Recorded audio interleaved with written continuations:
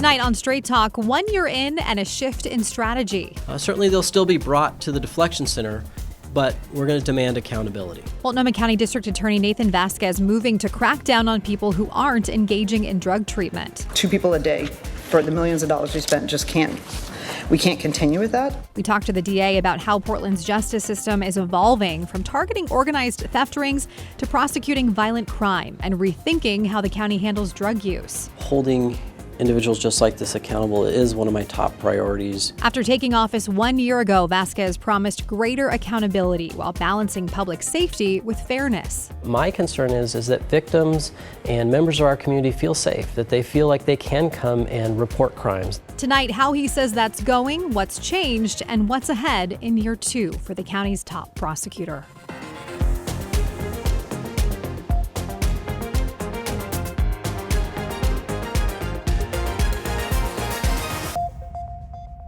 Hello and welcome to Straight Talk. Thanks for joining us. I'm Stephanie Domerat. Now this week, Multnomah County District Attorney Nathan Vasquez announced a change in how his office prosecutes people caught with illegal drugs. The shift comes after a drug deflection program designed to steer people toward treatment instead of jail saw lower than expected participation. Vasquez says it's time for a different approach, one he believes restores accountability while still offering a path to help. And joining us now, Multnomah County District Attorney Nathan Vasquez. Thank you so much for being here. Thank you for having me. I really appreciate it. Yes, Happy New Year to you. Happy New Year. We'll dive right into a lot of topics, but first I want to start with the big change this week, the deflection program. So you said that this change isn't about abandoning treatment, it's really about accountability. Can you walk us through what wasn't working and why you wanted to make this change now? Yeah, absolutely. This is a program that came out of, Oregon's response to, really the failings of Measure 110.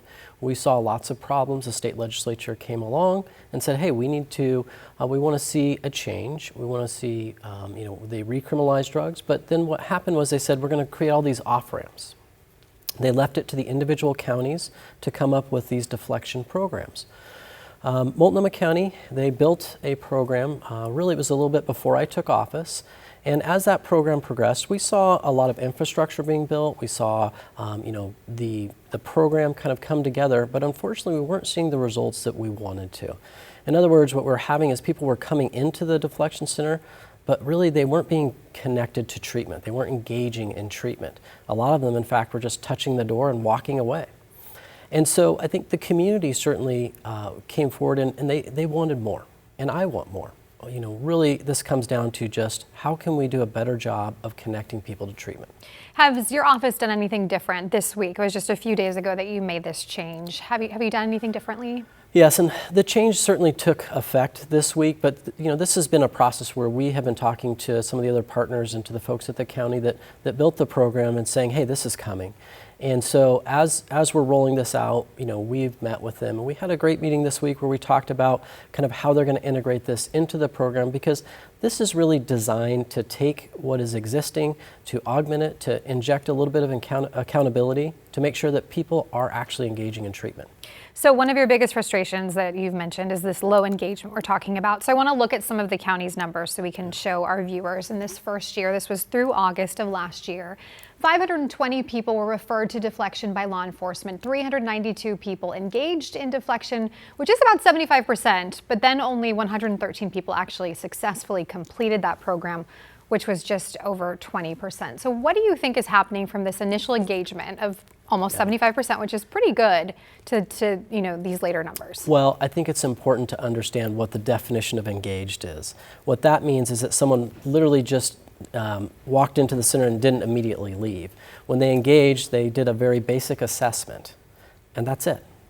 I don't believe that's really the spirit or what's behind this whole approach. The idea is to actually get people to treatment and to engage in treatment, not just sit down for a few hours, have an assessment, and then walk away. So that's really important to understand the context of this. I think when we look at then out of those people that engaged, how many then were considered success? Again, you have to look at, well, what is the county's definition of success? Well, it could be as simple as making a single phone call. And really when we started to dig in and try to understand, okay, out of this whole program, what are we actually getting?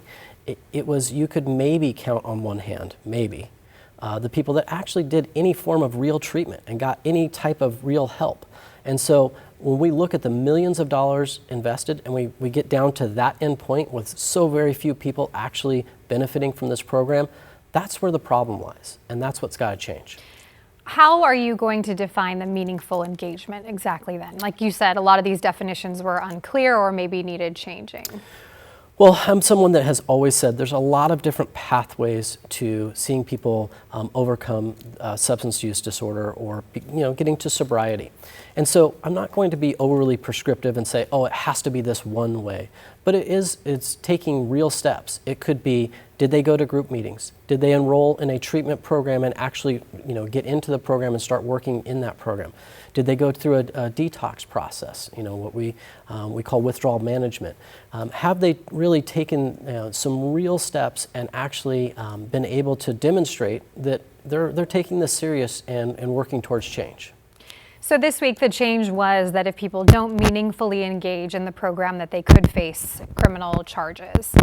Why do you feel it's necessary to have these criminal charges as opposed to just looking at the program and changing the way that it's run? Working in the criminal justice field for over 2 decades, one thing I have seen is that there are a lot of opportunities to help people. But if it were easy and simple, then we probably wouldn't be in this problem in the first place.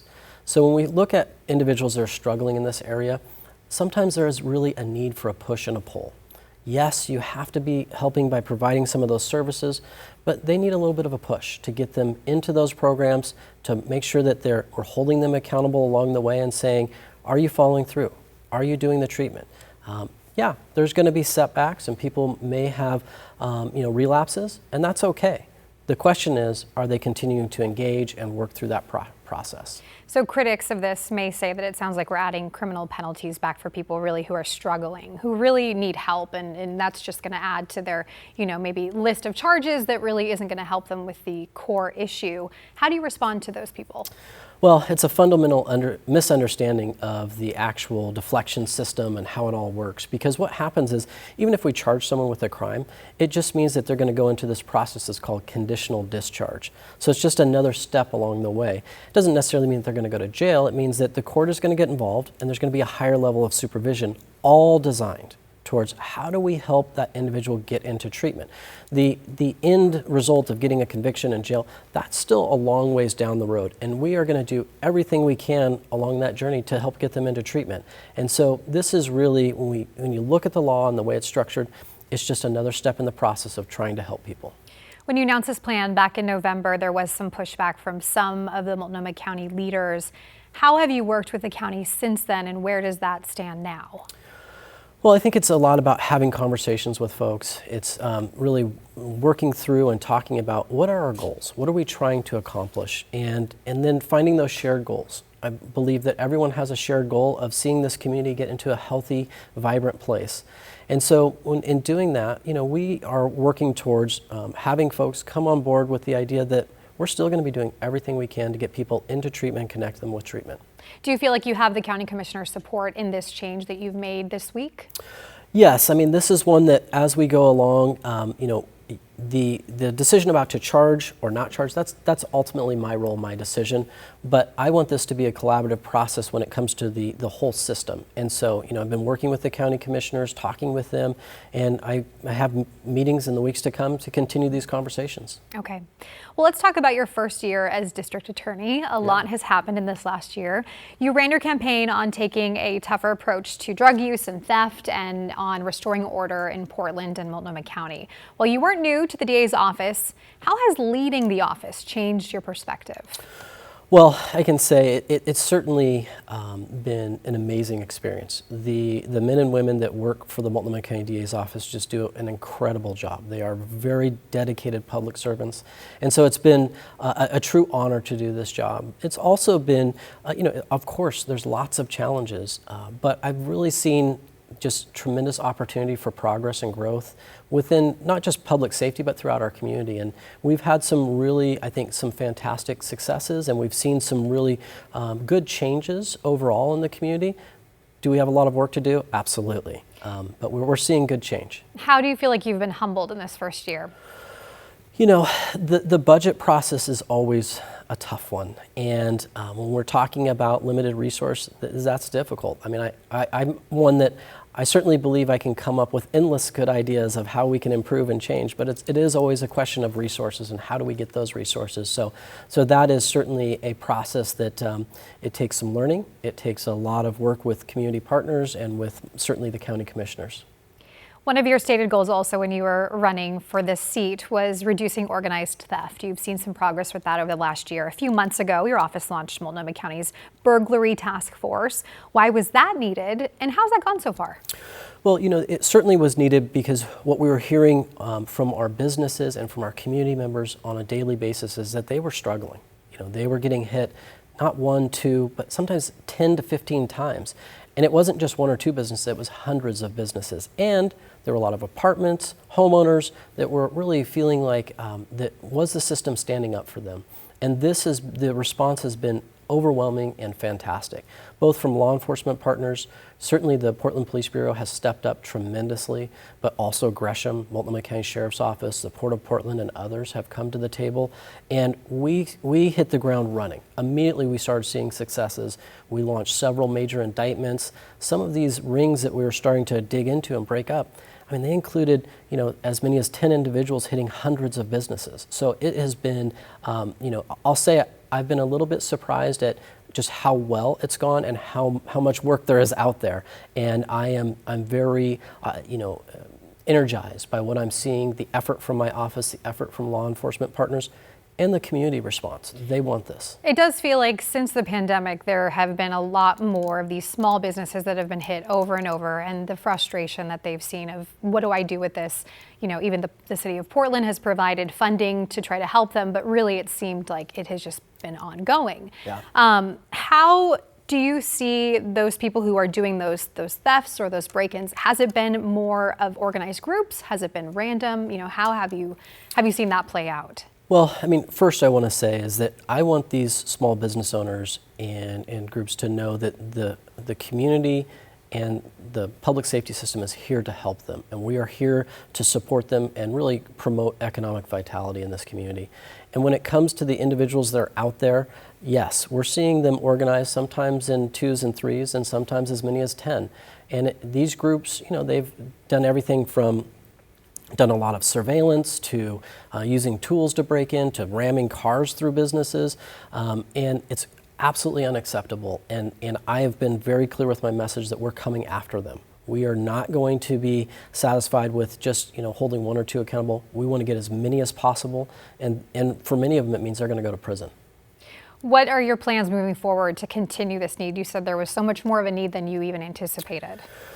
Well, as we go forward in the next year, you know, I just was speaking with the Gresham Police Chief about this, and they're adding detectives. Others agencies are. I've gotten, you know, inquiries from throughout the metro area. Certainly, I've had conversations with the Attorney General for Oregon about this. I see this program only growing, and the successes will keep rolling in because I believe that it's something that the community is really excited for, but it's also something that law enforcement is excited for. We want to help. We want to be involved. Okay, thank you. We're going to take a quick break. When we come back, our conversation with Multnomah County District Attorney Nathan Vasquez continues, from Portland's camping ban to rebuilding trust and what success looks like in year 2. Stay with us.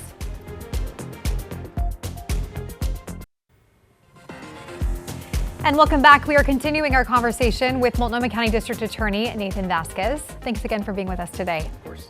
Okay, let's dive right back into it. I want to talk about the city of Portland and the mayor who recently restarted enforcement of the camping ban in the city a few months ago. This was after determining that the city had enough shelter beds available.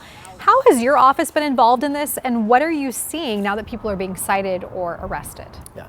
You know, we've been working with officers on a daily basis, and they've been out there really just, you know, working through this, you know, each and every day, trying to connect people with shelter. And so something that we're working on regularly, you know, very closely with officers.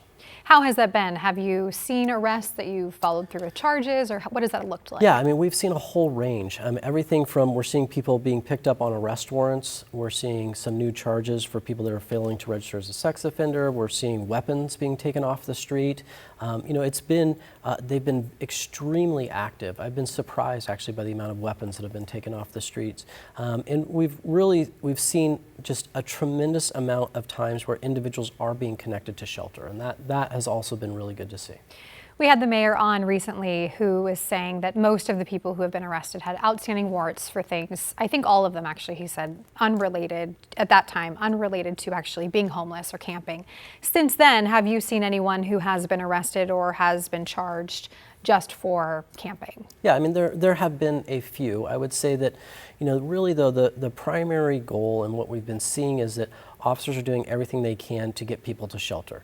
Oftentimes they're giving warnings, they're trying to do all they can to really direct people into shelter and into housing resources.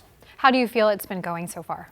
So far I've been encouraged by what I've seen. It is always a question of, are there enough resources? Can we do more? Would I like to see more and more connection of people to shelter? Absolutely. But it's one where we are continuing to see positive progress, and I'm hoping that we will see that in the next year as well. Another issue that you've been vocal about, that we actually spoke about last year on the show, right when you came to office, was the lack of public defenders. How do you feel that stands now in the county? Well, I think, as you know, I don't call it a lack of public defenders. This is a defense crisis that they have created, and it's one that I have been vocal about. And sadly, they have failed again this year to make any meaningful efforts and steps to rectify this problem. What I found really surprising is that there just haven't been the questions asked of them that should be. Because oftentimes we hear the term, a lack of public defenders. So I started asking questions. And I went to our Oregon, Public Defense Commission, and I asked them, how many public defenders are there that are funded for Multnomah County?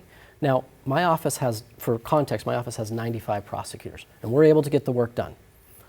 They're funded at 137 attorneys. So they have more than us by well over 40. So this is not an issue of not enough. It is an issue of management and how are they using those resources to provide what is desperately needed for this community, for the victims to see their cases prosecuted, for defendants who are in crisis that need to have those issues dealt with. And it is certainly something in the next year that I will be demanding more questions, more accountability on their part. And ultimately, while the rest of the state of Oregon has actually seen an improvement in the area, this is the one jurisdiction, maybe with the exception of Washington County, that has not seen improvement. And there's a common denominator here between Washington County and Multnomah County, and that is the public defense firms, the nonprofit ones, that are here both in Multnomah County and Washington County, and I believe they're driving the issue here. The state oversees these, correct? So the state has a public defense commission that oversees the money. Then they contract down to these firms. And so it's that contract and the question of, are they operating within the contract or not? And what I always point people back to is that before those contracts got changed, we didn't have a crisis. It was once those contracts got changed and how they operate under those contracts that has led us to this crisis, despite the fact that our state legislature has done a tremendous amount of work here. They've really tried. They dumped in hundreds of millions of more dollars. They put in a lot of attention. They tried to restructure. We put in a new executive director. Those things have all been positive, but we have not seen the corresponding positive change here locally. And I do think, and I have said it before, and I would just change it slightly. I've said it's a work stoppage. It's actually a managed work stoppage. And it's one in which the local public defense nonprofit firms are the ones that are driving this. And that needs to change. And it's one where when we look across the state and we see that around the state there's been positive changes, but it isn't happening here, we need to ask harder questions. It does seem like there's some accountability at the state level, though, who oversees the public defense system across the state. Have you worked with anyone at the state of Oregon to maybe help with this issue? Yes. So this past year, both working directly at the state legislature, myself and DA Kevin Barton, we went down and we pushed hard for different legislation, different budgetary issues, and we saw some of that come into play that's helped for a lot of the other jurisdictions, but sadly not for our two jurisdictions. Additionally, I've been meeting with and talking with the executive director, Ken Sandrigan, and trying to work with him to really get these questions answered and to push for change, because I believe this is a vital issue for our community, for victims, and ultimately it's a vital issue for those people that are not represented, and they need representation. And at the end of the day, That's what I want. I just want them to be able to have an attorney so that their cases can be resolved and that this community can move forward. Let's move on to something else that we talked about last year as well when you took office, public trust. So that includes trust in law enforcement and government, particularly among those communities that have historically felt marginalized or fearful, such as minority groups or immigrant communities. How have you felt that has gone this last year? You know, I feel like that has been really one of the strongest points for my office, is that we have been out in the community, and I make it a point to, really try to get out throughout the community, whether it's out far east into Gresham and Fairview up to North Portland. It's meeting with various groups, and it's meeting them where they are. I've been in churches and community centers, having tough conversations, going through, just whether it's sitting down for lunch, dinner, whether it's a religious group, a minority group, I'm here as a public servant to really talk with them and meet with them, and I would say that it's gone very well. What else are you most proud of looking back on this first year?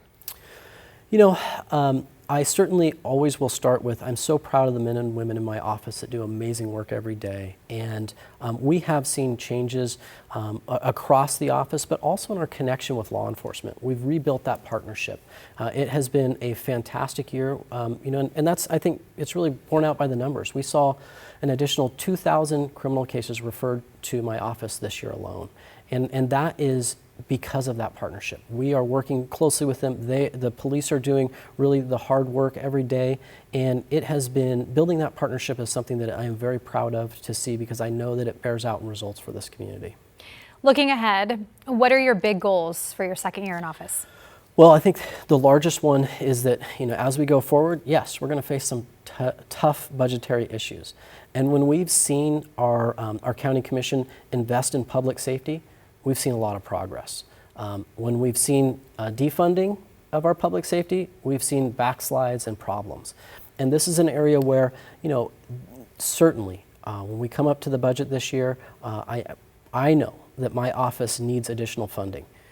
And certainly I know that there's going to be a lot of discussions about, should we take a cut? And I know that with cuts, will become a backslide in public safety. So we really need to focus on investing in public safety to really continue the positive work we've made, to continue on those gains, because I don't believe this community can afford to see a loss of public safety, and then really that would lead to all kinds of other damages in our economic vitality and other areas of our community.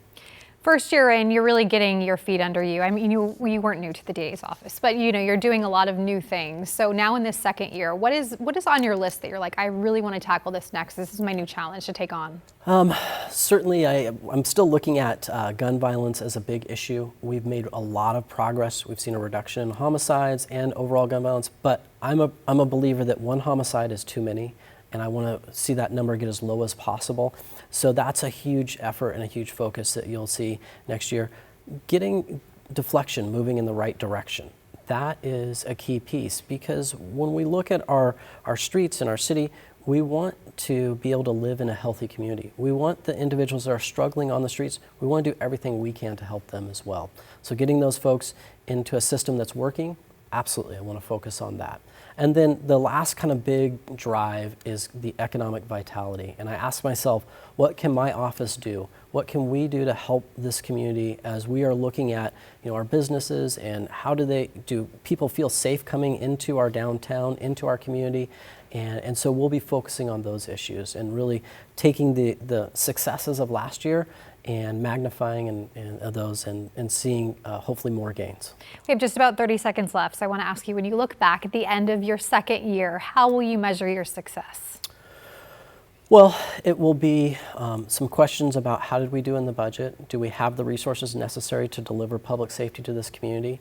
It will be, are we continuing on the trends of seeing a reduction in violent crime? Are we seeing that police confidence continues to grow, that community confidence continues to grow? And ultimately, what I always believe is really important is, do the people of Portland and Multnomah County, do they feel safe in their homes, in their parks, in coming to whether it's downtown Gresham, downtown Fairview, or into downtown Portland. I want people to feel safe and enjoy this community. Dave Vasquez, thank you so much for being in today. Thank you. And thanks so much for joining us here on Straight Talk. An important programming note, Straight Talk will now air on Thursdays at 7 p.m. instead of Mondays. We look forward to you tuning in each week here for our new time. The show will continue to air on Saturdays and Sundays.